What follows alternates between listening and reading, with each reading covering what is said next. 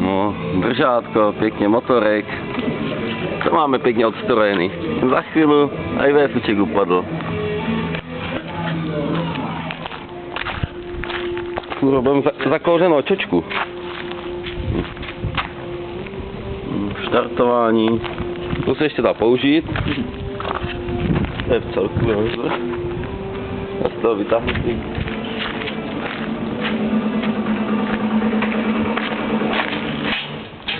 Máme V-fuk, ten je v pohodě.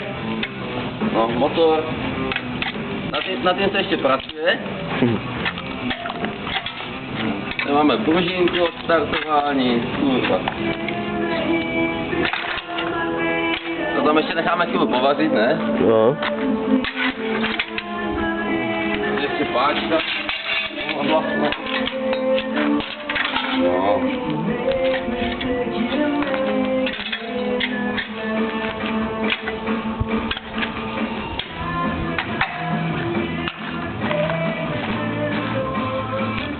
Tam vliká ten red furt. Co? Tam.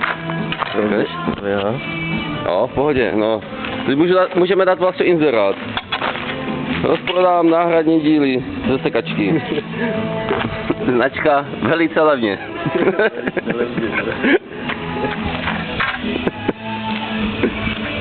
Čína.